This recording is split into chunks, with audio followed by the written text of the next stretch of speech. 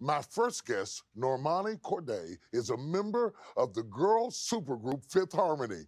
You know their chart-topping hits Boss and Work From Home, and she made headline news for being cyberbullied. During an interview with an online company called Galore, Normani hesitated when describing one of her bandmates. Pay close attention to her response to the interviewer's question. And then Camila, she is, let's see, Camila, very quirky. Quirky? Yeah, very quirky, cute, quirky. Cool. Really and truly, most people would have thought nothing of that, but Normani said the haters came out in droves. Check out some of these messages. One message reads, I hope ISIS does come to America. Maybe they'll kill you. And far too many commentators hurl the N-word at her. After receiving these messages, Normani took a break from her Twitter account and shut off the comments on her Instagram. She's here to talk to me exclusively and publicly address this whole cyberbullying issue for the first time. Please welcome Normani to my show. Welcome. Welcome. Welcome. So glad to have you. Yes. Glad to have you. Thank you. Make yourself right at home. Well, Lord, this is an amazing situation. Yes. Do you think that this visceral attitude with which they attacked you, did it exist before the incident? Honestly, I think that it really did derive from a deeper place. I think that they had hate towards me before, but they kind of used this particular situation as an opportunity to really just pick at me. I was kind of completely blindsided, especially with this particular situation. I did an interview just like I've done a million other interviews, and I expected to walk out and just carry on with my life, but this really took a toll on me. Was there actually real conflict between you and the other band member? No. I think that it's definitely all about people's perception and thinking that they know more than they actually do. Just because with social media, especially with our generation today, it's like the most important thing that there is right now. But I think that they really think that they know the whole story when they don't.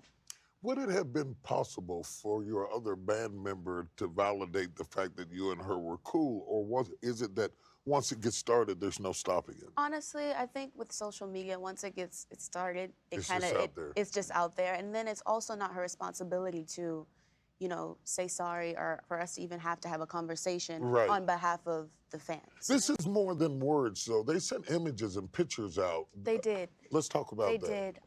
There was actually photoshopped images of me being lynched, which is just, it's awful. And I still can't, I'm like shaking talking about it. Sorry. I understand. Take your time. It's really awful, especially because I look at my grandmother and I look at my mom and I know what they had to go through. I look at Martin Luther King, Rosa Parks, Malcolm X, and all that they did for me to be able to live the life that I deserve right now. And it's kind of like, is that in vain? It shouldn't be. Who were these people making these comments? Did you know any of them? Not personally, which is actually really scary. Because I am on the platform that I am, people know me, but I don't necessarily know everybody else. But these were fans of ours. Isn't it amazing how the very people who cheer you on Come to concerts. come to your concerts, Take pictures. take pictures with you, selfies and everything, Right. can turn around and do that? Right. No, it took me by surprise, and it's crazy to me. I think that social media and like Twitter and these Instagrams give people a bigger voice than they should have. Right.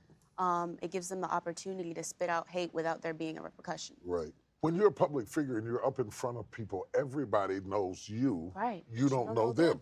It is an invasive feeling. How are you coping with that? Honestly, it's been a journey. I guess kind of getting used to the lifestyle that I do have.